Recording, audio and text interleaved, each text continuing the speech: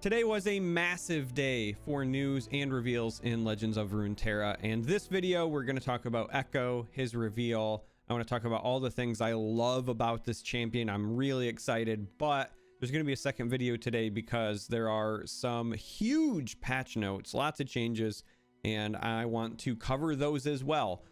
But for now, we're going to talk about Ekko, and this is a good one. This is finally the predict payoff that we were all hoping for. This is maybe going to make Zilean worth it. I'm actually not even convinced that Zilean makes the cut. I think that it will still likely be Piltover and Zon and Shurima played together for the Ekko archetype, but I don't think Zilean is going to be the guaranteed pairing with Ekko. But I'm getting ahead of myself. Let's talk about Ekko. Ekko is a 4-cost Piltover and Zon champion. It has a 4-2 body with quick attack. Now, right out of the gate, statistically, a little concerning with that 2 health, right? Paying 4 for a champion that can die to Mystic Shot feels kind of bad. I'm with you. However, there's still more text on Ekko, and I think it makes it worth it.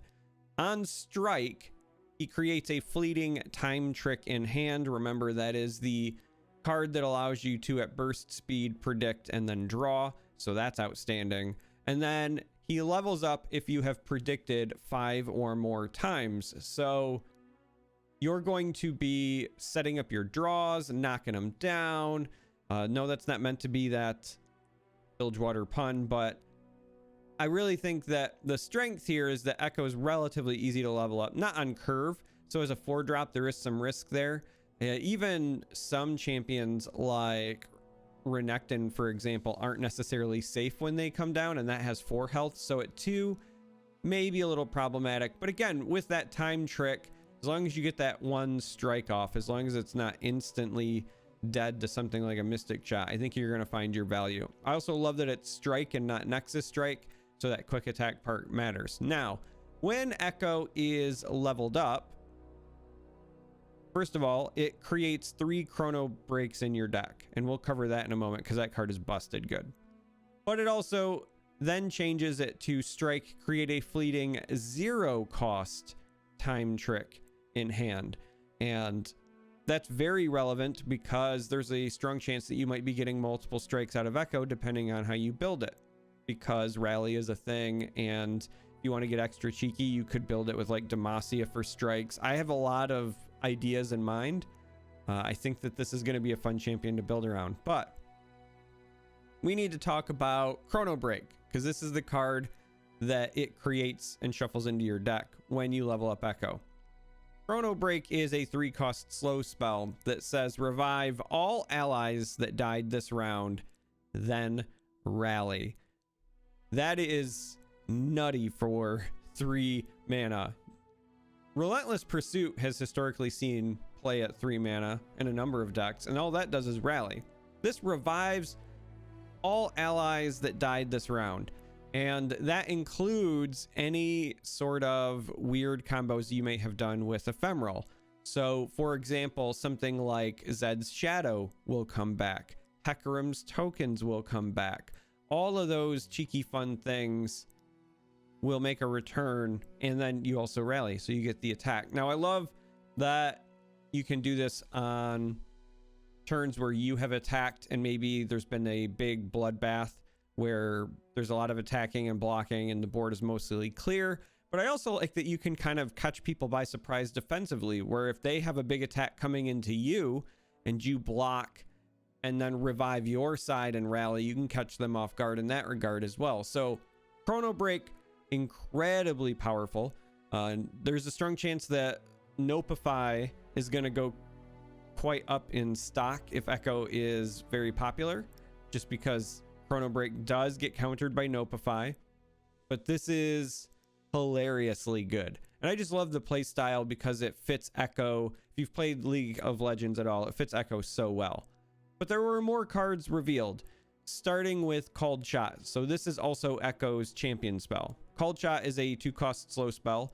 You draw 1, and then you create a parallel convergence in your deck. So you pay 2 to draw 1, which is okay, right? It's a good filler use of mana.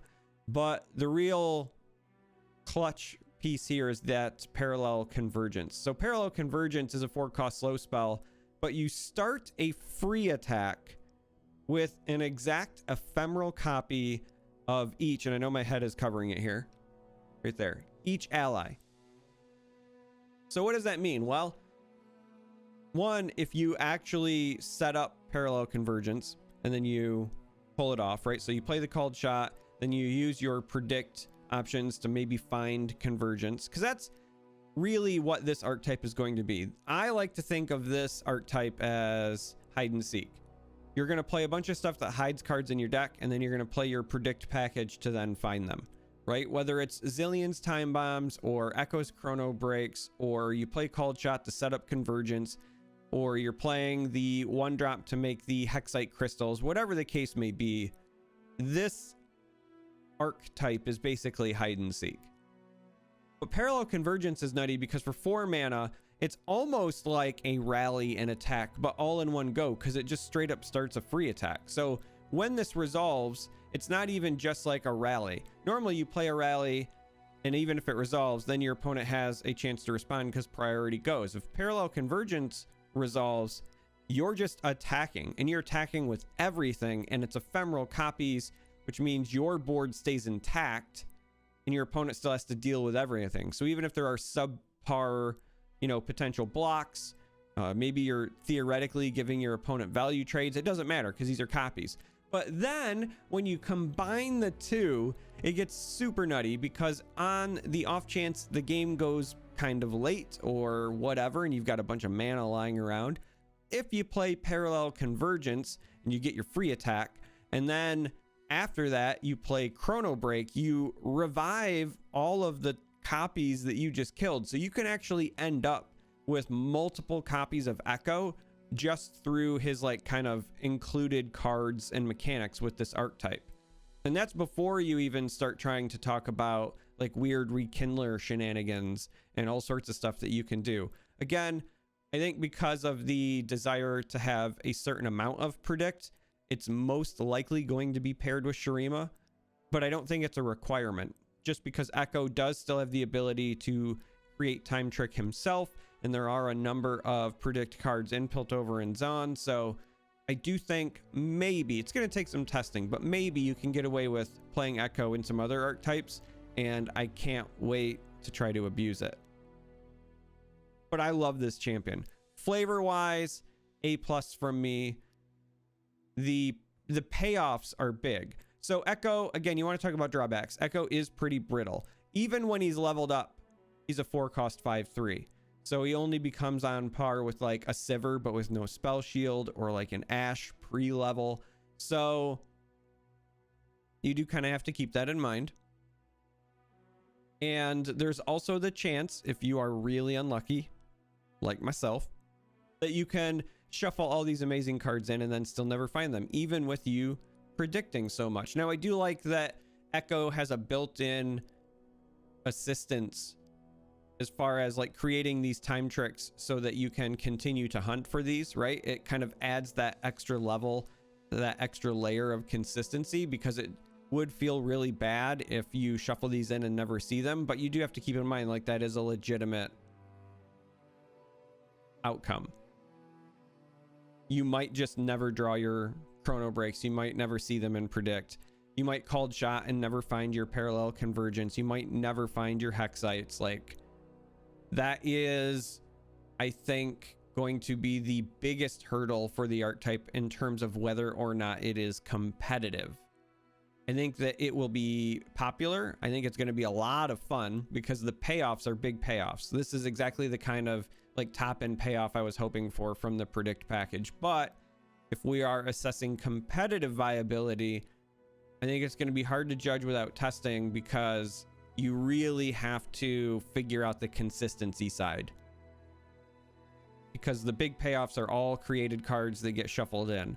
And yes, you're going to be running a lot of predict, but if you're running too much predict and not enough defense, then you're just going to get run over.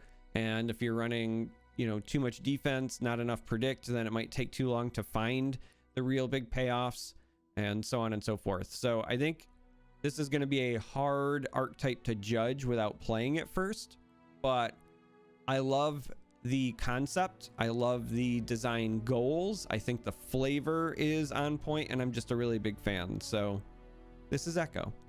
And as I said before, I'm going to do a separate video where I'm covering the patch notes because there's a lot of changes coming in there as well. But I want to know how excited you are for Ekko.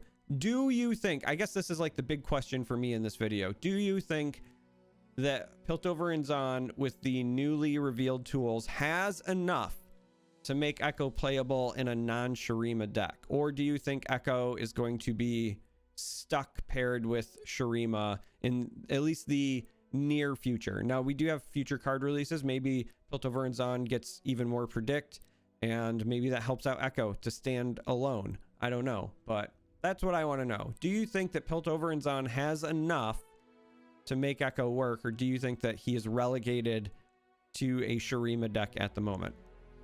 Okay, I'm not going to keep you any longer because I still have to film the patch notes thing. So until next time, may you walk on warm sands.